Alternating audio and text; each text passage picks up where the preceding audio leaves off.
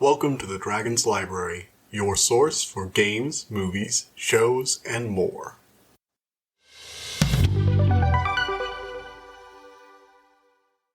Hello everybody, welcome back to the Dragon's Library. We have something very special for you today. We are reaching into a whole new genre, or form of media, or whatever you want to call it. Today we're going to have our very first review of another podcast, because I really like this, and I think that more people need to hear about it, because if everyone's not talking about this, then, seriously, listen to this. It's amazing. Okay, let's get started here. Today we're going to be talking about the Magnus Archives. It's a horror anthology podcast series with an overarching plot that has recently wrapped up. It wrapped up a few months ago. And ever since I started the series, I've been like, should I review this? This is, I do books, games, movies, I do kind of everything. So, I guess I could review this, so why not? You know what? It's my show. If I say I could review another podcast, I could review another podcast. I will be including, as usual, links in the description to go find this. You can find it a lot of places. I listen to it on Spotify, personally. But, if you don't want to use Spotify, you can also just find it on YouTube. It is free. Listen to it. You have no excuse not to. I know most of you at least have a little bit of time where you could just have something on in the background. And guess what? It's worth your time. So, yeah. First up, let's start with some context. So, the context for this show is something that's explained in, the first few one episodes or whatever. It's a brief overview. So, we are listening to a man named Jonathan Sims, who actually happens to be the same name as the voice actor in real life, which is, I think it's kind of fun. A little confusing, but kind of fun. And he has recently been promoted to the rank of head archivist of a fictional institution called the Magnus Institute. And they're basically a paranormal research facility. They basically just take in stories and artifacts that people... from people who claim to experience something supernatural, and they study them, scientifically speaking. They tend to both look down on and be looked down on by even other supernatural, researchers or ghost hunters, stuff like that. They don't take them seriously, but they're also not taken seriously by the world at large. But they also get a lot of funding from some very rich people. So, the previous archivist, head archivist, Gertrude Robinson, had mysteriously disappeared a few weeks ago, and as a result, the head of the Institute, Elias Bouchard, has decided to make Jonathan Sims the new head archivist. He's like, yes, it's a promotion. So he hires him, and he gives him these three assistants, Timothy Stoker, Sasha James, and Martin Blackwood. And together, they are the archivist and his assistants who work in the Magnus Institute. Their job is to go through stories they've both read and take in new statements from people who come to the Institute seeking, help or just wanting to tell their story. But after they got the job, they discovered that Gertrude Robinson had left the archives in a complete mess. Mysterious. I wonder if she had some reason for that. So they're going through all the archives, trying to record the old statements, get a digital format for some of them, get everything in order, make sure it's all dated correctly, that kind of thing. Follow up on some, maybe even follow up on some of these, double check them, that kind of stuff. See if anything's changed so they can add more things to the files. But apparently some of the statements haven't been recorded in computers, so they decide to use a old tape recorder they found works. So whenever a statement doesn't record to a computer, they sit down and record it on tape. This even happens to several live statement givers. And yeah, that's basically how it works. We'll get a new story. It'll be like, hey, my name is blah, blah, blah. Most of these are Jonathan Sims reading it, so it's the same guy reading it, but he has a really, he enunciates in a certain way that makes you think, oh yeah, this is very clearly a different person. It's like, this is my name, this is my life, this is who I am. Everything was going normally, and then this thing happened, and, well, it didn't end there, and stuff got bad, and either I'm being, either it hasn't stopped, or I just need to tell someone about it, because nobody will believe me. And so I had to come here. And I know you guys are like a joke, but do you have anything you could do? Anything you could tell me? Or I just want to get off my chest, and after this, I never want to hear about it again. And that's, the statement. So John's, really dismissive of them, thinks most of the people are crazy and insane, unless the name Jürgen Leitner comes up, in which he's like, damn it, more of those fucking magic books. So yeah. And you get there's a history, like there's clearly some established names that even John knows about, but we are kind of left in the dark. And that's how it is for the first bit. You slowly start hearing similar names popping up, these same strange people appearing in multiple stories, similar themes of spiders and fire and rot and worms. A strange woman who's been stalking the Institute and nearly killed Martin when he went to go find more information on one of the statements, follow up. She trapped him, and Martin is getting a statement about his encounter with Jane Prentice. And slowly but surely it leads to an inevitable confrontation at the end of the season, and after that everything's changed. And that's the show. That's the context of the show, basically. The first season is really good. Like, I love the first season. I love the whole show, honestly. Like, not every story is amazing or whatever. Now we're getting to talking about the story, but not every story is, amazing or whatever, but most of them are still pretty good. They're really scary, really interesting, and they go through a wide range of fears. Like, it's not just oh my god, it's a zombie or whatever. It's, body horror in one episode, and then it'll lead to a guy being, covered in spiders, and, just... Each story is different and relies on different fears, but sometimes you'll see, the same character, there might be this, mad preacher, and then he'll do something horrible, and then another episode we'll find out, he got worse for him after that. We might hear about this woman who had a murderer as a father. He's Britain's most famous serial killer as a father, but... there was something different to his stuff. And then years later, she'll give a statement about how her life changed after that encounter, how it was never the same, and how she ran into even more stuff like this, and it led her into a whole new life. Different things like that, And sometimes it's just a scary, sad story about someone who experienced something horrible and is heavily implied to have been killed by it. These sad little tales that don't have clean endings. And I love it. I love the Magnus Archives. I know I've said that 10 times today, but I really, really love the Magnus Archives. There's a sense of dread in a lot of the statements that you just do not get in a lot of modern horror. In addition, I feel like it takes full advantage of the medium it's in. Each podcast, every time we're listening to something in this story, it's because there's a tape recorder on. We're always listening to a tape recorder, every time. And whenever the tape recorder is on, it's because somebody has turned it on or because it's appeared in the room, woo, spooky. And so we get these limited third-person perspective. We're not omniscient. We're not there beside them like a book in their head. We're only listening to snapshots of their lives bit by bit.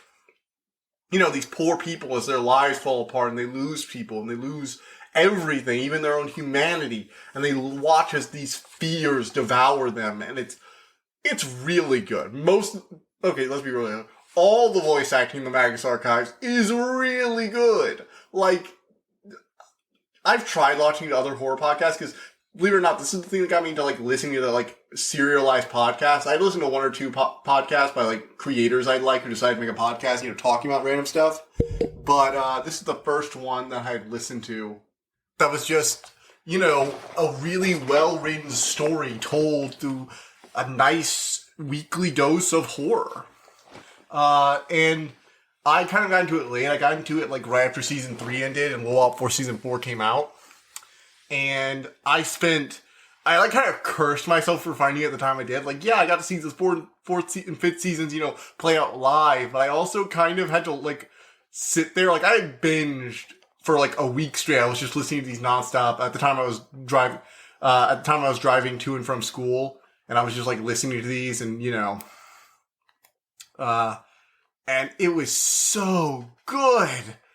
But I eventually ran into that wall, and I was I have to wait.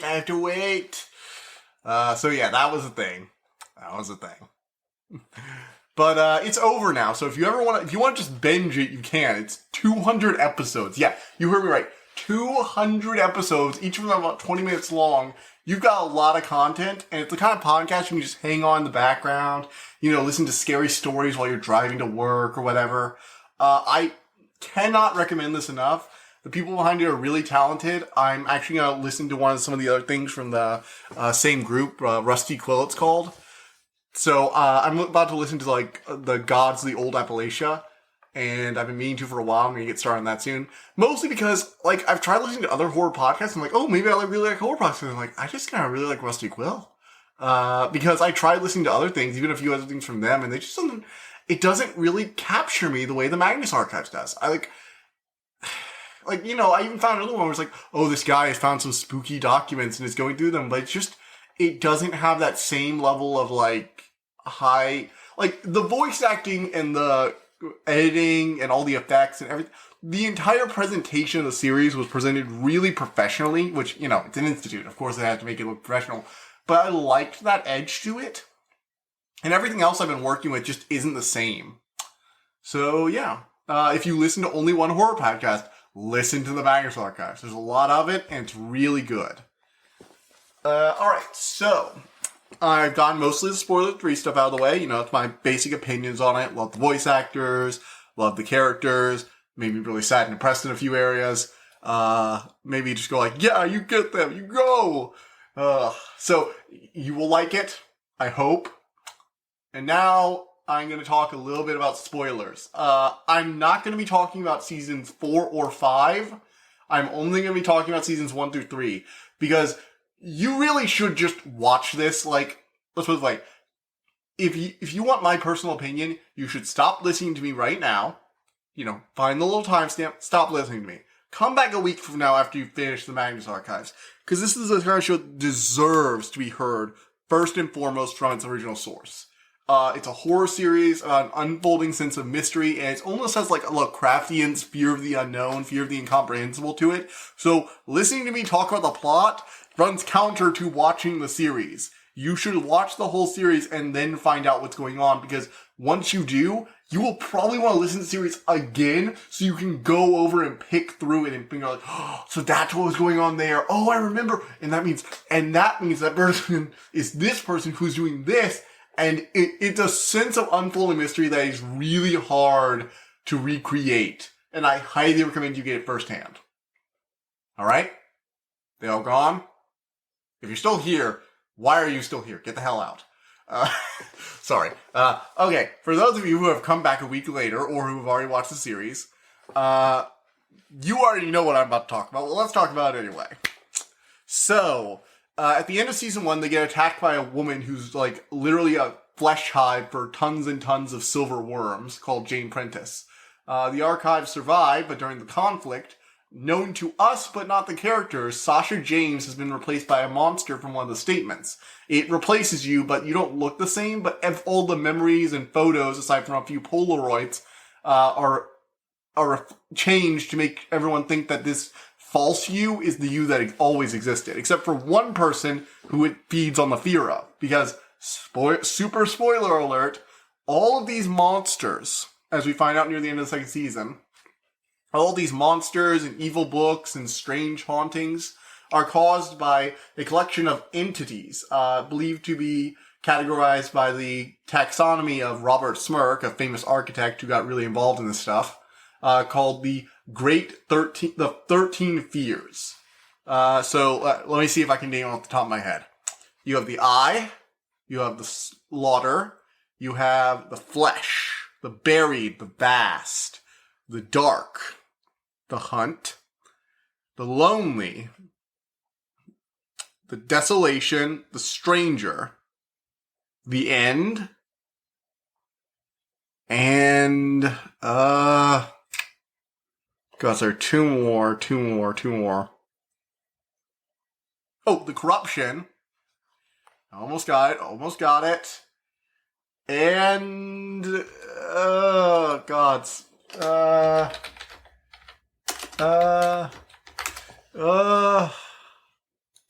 I have to look it up now.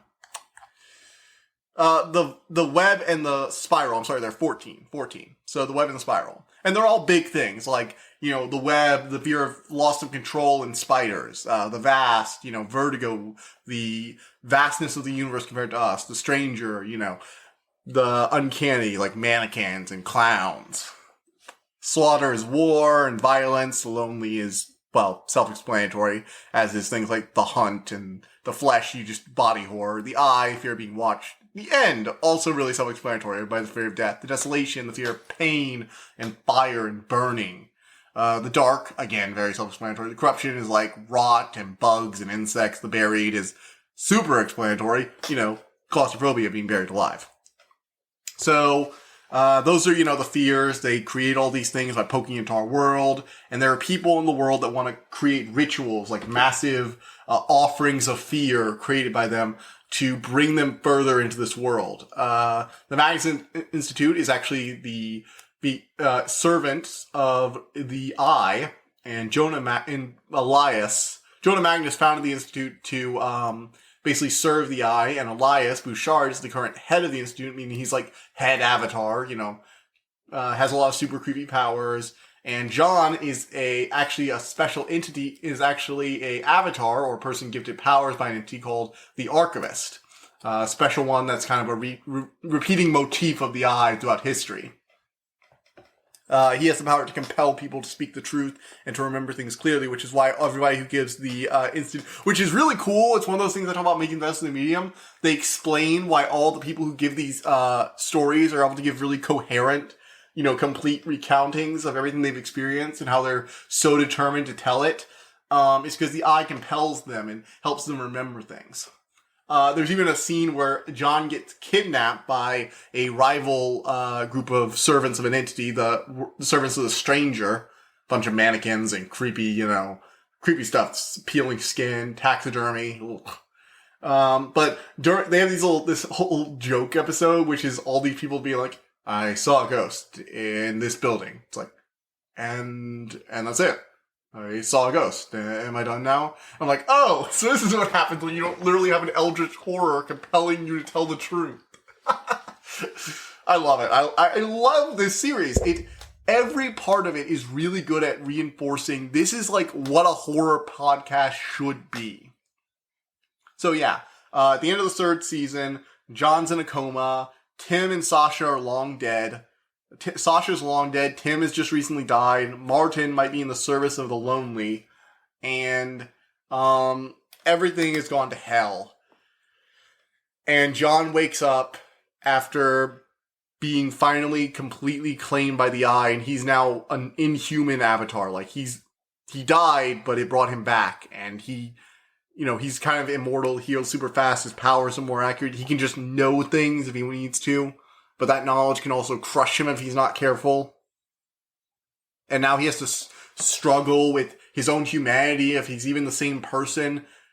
And it's really good. I love John's struggle. Also, justice for Sasha. Fun fact, though, for those of you who don't know, they didn't just kill off Sasha to kill off Sasha. Her voice actor apparently didn't want to do this anymore. They were originally going to kill off Tim, and Sasha was going to be in season 3, which I find hilarious. So for once, it's like, I miss Sasha, but I'm like, I'm still mad that they chose to kill one of them off in such a way. It's like, Sasha got an extremely brutal death at the end of season 1. This is like something you figure out pretty soon.